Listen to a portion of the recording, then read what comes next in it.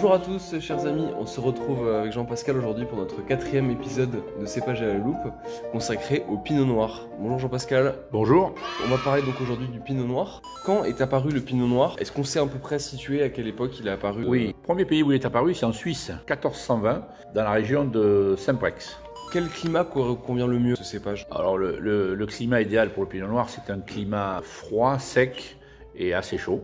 Est-ce que c'est un cépage qui a des caractéristiques particulières? Déjà, on va parler un petit peu d'où il est situé, parce qu'aujourd'hui, c'est un cépage qui est très répandu. Vous voyez, pour vous donner une idée, c'est en France, en 1960, il y avait 8000 hectares. Aujourd'hui, en 2015, il y en a 30 000. Il est présent pour 11 000 hectares en Bourgogne, 13 000 hectares en Champagne. Au point de vue de l'Europe, il est troisième, sa troisième position est en Allemagne, où il y a 12 000 hectares. Et puis après, là où il est très bien implanté aussi, c'est en Alsace. D'accord, donc plutôt quand même dans des climats un peu nord-est. Voilà. D'accord. Et en Alsace, on entend souvent dire que les pinots noirs alsaciens sont pas toujours très qualitatifs. Est-ce qu'il y a une progression quand même de... Alors, il y a depuis une quinzaine d'années, on a des pinots noirs qui sont de très grande qualité.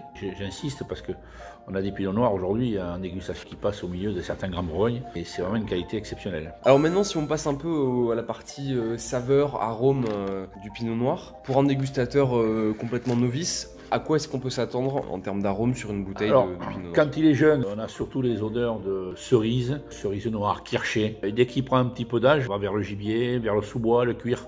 Ça devient un petit peu plus animal. Des tanins aussi, je crois, beaucoup plus légers. Le pinot noir, c'est pas un cépage très tannique. Souvent, ce que je dis aux Bordelais, ils vous disent c'est un peu léger, etc. La différence entre, mettons, le Cabernet Sauvignon et le pinot noir, c'est que le Cabernet Sauvignon est peut-être puissant, mais le pinot noir est quand même quelque chose de très élégant. Il a aussi une reconnaissance qu'on le voit souvent quand on le sert, c'est sa couleur. Sa couleur est assez claire. C'est pour ça qu'on l'utilise beaucoup en Champagne. Il obtient sa couleur vraiment avec des macérations assez importantes. D'accord. Ça vient de sa peau qui est pas... C'est sa structure. Très très bien. Quelle est votre région un peu favorite concernant le Pinot Noir? Est-ce que vous avez une région de prédilection? Je pense savoir laquelle c'est, mais... Si je reste en France, je vais en Bourgogne. Oui. Après, je vais en Alsace. Alsace. J'ai goûté des Pinots Noirs d'Autriche qui sont exceptionnels.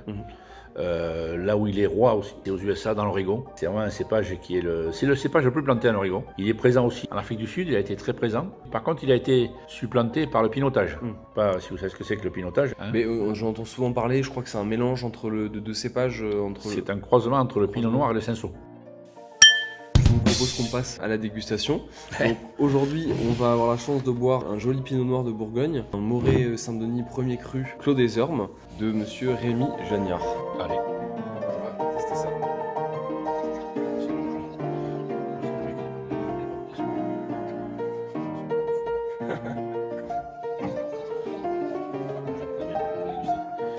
Alors, on garde nos bonnes habitudes. Donc, alors à l'œil.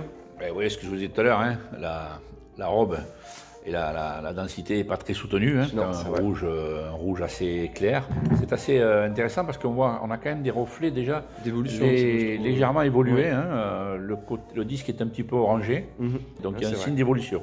La couleur est brillante, c'est limpide, mais c'est pas très profond. Non, c'est vrai. Alors si on passe au nez. Voilà, le premier, on est vraiment un typique. Oui, là c'est vraiment cerise à l'alcool, un peu. La cerise kirschée, oui. Cerise kirschée, vraiment. Là, on y est plein. Avec même on sent même un peu le côté noyau de cerise aussi. Ouais, la cerise kirschée, là. Le deuxième nez est un peu plus profond. Tout à fait. On retrouve un petit peu un côté un peu giboyeux, ce côté un peu sous-bois, un peu gibier qui. Des notes aussi un peu de prune confite. Oui, pruneau. Pruneau, oui. Et ce qui est important aussi, c'est qu'on n'est pas gêné par le bois. Pas de boisé fort, dur, lourd, sec. Oui, c'est vrai que le boisé reste tout à fait subtil. Ouais. On a quelque chose d'assez élégant. On va le goûter parce que c'est trop tentant.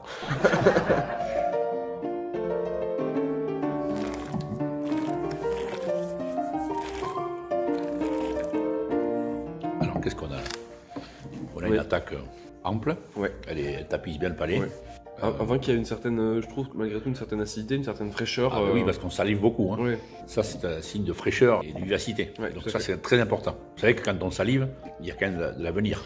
La colonne vertébrale du vin, son acidité et sa vivacité. Pourtant, c'est en 2016. Hein. Il a fait très chaud, mais c'est un vin qui a une belle fraîcheur. Non, tout à fait. Et on retrouve bien en bouche ce côté... On a un truc en plus, je trouve, dans les arômes de bouche, que j'avais pas au nez. C'est un petit peu cette notion de chocolat. Chocolat en poudre, chocolat amer. Qu'est-ce qu'on pourrait manger avec? Un truc facile. Un bas bourguignon. Je Je suis pas très vin rouge et fromage, mais j'ai tenté il y a quelques temps avec un fromage de Langres, mais pas trop fait quand même. Hein. Et j'ai trouvé ça assez sympa. Un gibier à plumes simplement rôti, palombe, puisqu'on est dans le sud-ouest ici. Il faut quand même des plats mijotés. C'est un vin qui mérite, c'est un vin de gastronomie. Oui, tout à fait. Oui, d'autant plus que vous savez qu'en Bourgogne, c'est assez différent de Bordeaux. Il n'y a pas de grands crus classés. C'est un autre système à étage. Ce sont des climats. Des appellations régionales, des appellations villages, et un village premier cru et grand cru sur les meilleurs, les meilleurs climats. Et mais là, dans un bon rapport qualité-prix, hein, ouais. C'est des bouteilles qui valent propriété entre 30 et 35 euros. Oui, tout à fait. Oui, c'est vrai que sous Moret Saint-Denis, qui est une appellation plutôt assez prestigieuse, pour un premier cru, c'est vrai que c'est... Moi, je vous conseille de le servir un peu plus frais parce que là, il fait assez chaud. Ouais. Entre 15 et 16 degrés, c'est parti. Il vaut mieux qu'il se réchauffe dans le verre plutôt que de l'avoir trop chaud. Ouais. Moi, je n'utiliserai pas une carafe, mais ces verres-là sont idéaux. Ils sont uniques et c'est vraiment le verre idéal pour pas mal de vins. Hein. Oui, un peu le verre universel. Bon, et bien, merci beaucoup de nous avoir suivis pour ce 4e épisode de Cépages et la Loupe consacré au Pinot Noir. Et on vous dit à très bientôt avec Jean-Pascal pour d'autres cépages rouges. Merci beaucoup. Large soif, à bientôt.